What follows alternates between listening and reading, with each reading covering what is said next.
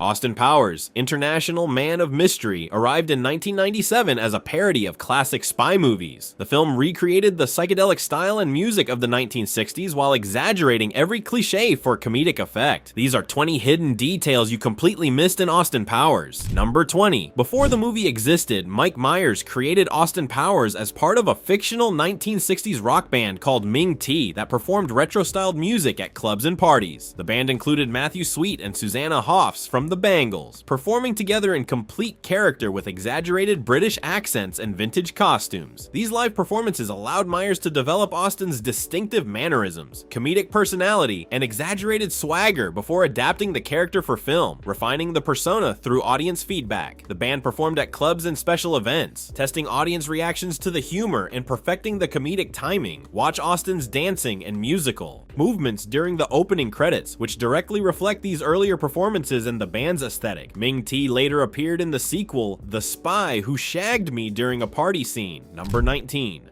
While most audiences associate Austin Powers with James Bond parody, Myers cited the Matt Helm spy film starring Dean Martin and our man Flint from 1966 as major influences. These films shaped the colorful costumes, exaggerated gadget humor, and elaborate villain layers seen throughout the movie's production design. Director Jay Roach worked closely with Myers to blend elements from multiple spy franchises rather than focusing exclusively on Bond references. Notice how the psychedelic opening sequence resembles 1960s spy movie title sequences with geometric patterns, bold colors, and stylized photography. Production designer Rusty Smith studied these earlier spy films extensively to recreate their distinctive visual style authentically while adding comedic exaggeration. The combination of influences created a richer satirical world than simply mocking Bond alone. Number 18. Myers initially intended to play only Austin Powers, while another actor would portray the villainous Dr. Evil in the film's dual narrative structure. He reportedly hoped Jim Carrey would take the role, but Carrey declined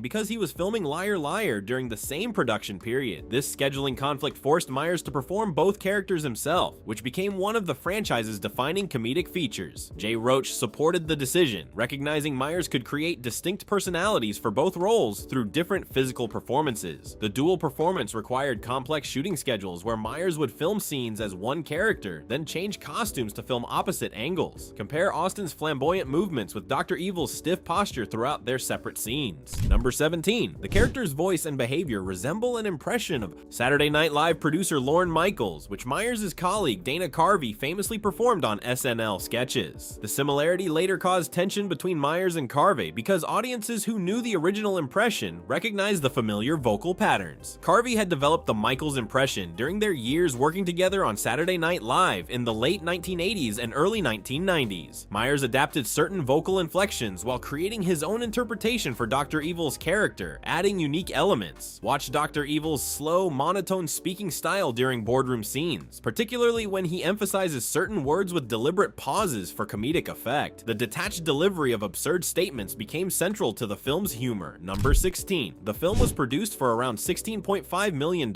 which was relatively small for a major studio comedy in the late 1990s. Jay Roach and Rusty Smith relied heavily on practical sets, stylized design, and clever editing rather than expensive action sequences. This financial constraint actually benefited the film's aesthetic, forcing creative solutions that enhanced the retro parody style. Notice the exaggerated but simple sets in Dr. Evil's headquarters, which use minimalist furniture, bold colors, and dramatic lighting for visual impact. Cinematographer Peter Deming used creative camera angles, colored lighting, and inventive framing techniques to maximize the modest production design. The budget limitations encouraged greater focus on character comedy and performances over expensive spectacle. Number 15. Mike Myers estimated that 30 to 40% of the movie's dialogue was improvised during filming, allowing spontaneous comedic moments to develop naturally. Jay Roach encouraged this improvisational approach, often running cameras longer than scripted to capture unexpected moments. Seth Green, who played Scott Evil, worked extensively with Myers to develop running jokes organically during scenes, building their father-son dynamic. The therapy session scenes between Dr. Evil and Scott Evil were particularly open to improvisation, with actors riffing on the scripted foundation. Scenes between these characters often feel like spontaneous exchanges rather than scripted dialogue, creating authentic family tension. Many of the film's most quotable lines emerged from these improvised takes rather than the original screenplay. Number 14. Mike Myers reportedly wrote the character specifically for Elizabeth Hurley after seeing her on television and believing she perfectly embodied the 1960s aesthetic. Hurley had mostly been known as a model and for her relationship with actor Hugh Grant at the time, so the role helped establish her acting career. Jay Roach supported the casting decision, recognizing Hurley's British background and classic beauty fit the character perfectly. Notice Vanessa's Emma Peel-style outfits inspired by 1960s spy heroines, particularly the leather.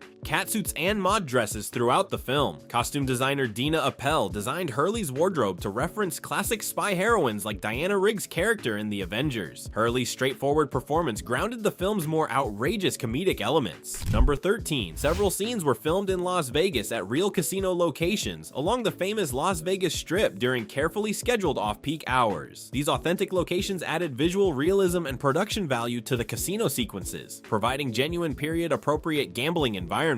Rusty Smith selected casinos that retained classic design elements and architectural features from earlier decades rather than newer facilities. Watch the lighting and interior decor during the casino scenes, particularly the ornate chandeliers, vintage carpet patterns, and classic gambling tables. Peter Deming used existing architectural features, natural casino lighting, and the colorful environment to create the film's distinctive atmosphere. Roach chose Las Vegas specifically because its retro aesthetic matched the film's 1960s-inspired visual style. Number 12. The historic Millennium Biltmore Hotel in Los Angeles served as one of the film's major filming locations for several important interior scenes. The hotel has appeared in many other film and television productions due to its classic architecture and ornate interior design from its 1923 opening. Rusty Smith selected the location because its grand ballrooms and elaborate hallways provided authentic atmosphere without requiring significant modification. Look for its distinctive grand interior hallways, particularly the elaborate ceiling details, decorative moldings, and marble columns throughout various scenes. Peter Deming used the hotel's natural architectural lighting and elegant spaces to create sophisticated compositions. Roach appreciated the location because it provided visual richness the modest budget couldn't achieve through constructed sets. Number 11. The film became one of the early movies released on DVD in 1997 when the format was still new to consumers. The DVD included alternate endings and deleted scenes, which were rare bonus features at the time when most releases offered minimal content. New Line Cinema embraced the DVD format early, recognizing it as an opportunity to extend the film's commercial life beyond theatrical release. Some of those deleted scenes later appeared in special edition releases and helped build the film's cult following through repeated viewing. Jay Roach participated in audio commentary tracks that provided insights into the production process and improvisational techniques used throughout filming. The DVD release strategy contributed significantly to the film's growing popularity throughout 1998. Number 10. The American theatrical version runs 89 minutes, while international versions run closer to 94 minutes with fewer edits for content. The differences mainly involve sexual jokes and language removed to maintain a PG-13 rating for American audiences. Jay Roach worked closely with editors to create multiple versions that could satisfy different regional rating boards and cultural standards. The MPAA required specific cuts to avoid an R rating, which would have limited the film's potential audience significantly. Certain jokes appear longer in international cuts, particularly innuendo-heavy scenes that were trimmed for American theaters. Mike Myers preferred the longer version but understood the commercial necessity of achieving a more accessible rating. These regional variations demonstrate how studios adapt content for different markets. Number 9. Composer George S. Clinton created a score inspired by classic spy movie themes in British pop music of the 1960s. Clinton studied original James Bond composer John Barry's work extensively to understand the musical conventions and melodic structures of 1960s spy films. The opening theme closely resembles classic Bond music with prominent brass sections and dramatic string arrangements that effectively parody the genre. Burt Bacharach's involvement brought genuine 1960s musical credibility to the production, as he composed many defining songs from that era. Jay Roach wanted music that felt authentically vintage while supporting the film's comedic tone rather than purely dramatic tension. The soundtrack blends period-appropriate compositions with modern production techniques effectively. The musical choices help transport audiences back to the swinging 60s atmosphere. Number 8. The film debuted with approximately $9.5 million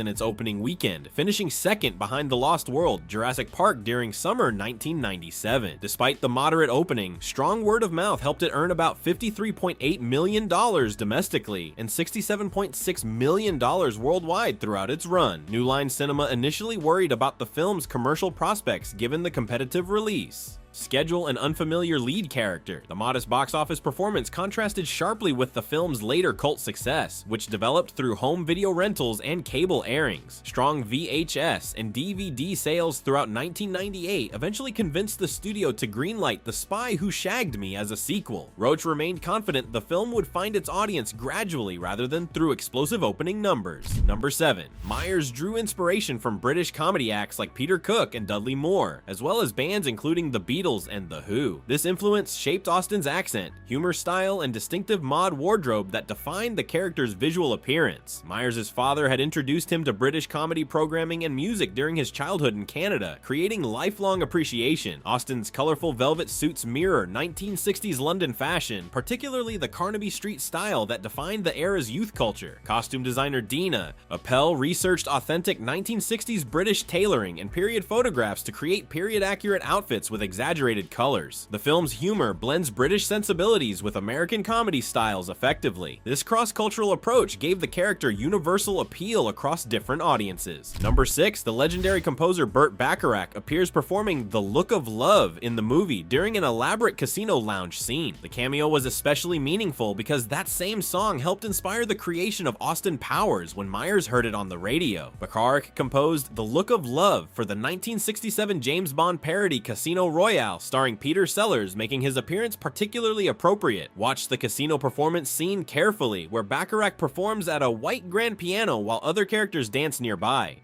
Jay Roach personally secured Bacharach's participation, adding authentic 1960s musical credibility that enhanced the film's nostalgic atmosphere. The scene pays tribute to the sophisticated lounge entertainment culture that defined upscale nightlife. Number 5. Myers intentionally cast Robert Wagner and Michael York, actors famous in the 1960s and 1970s, to reinforce the film's retro aesthetic. Wagner had appeared in numerous television shows including Heart to Heart and It Takes a Thief, while York starred in Logan's Run and Cabaret.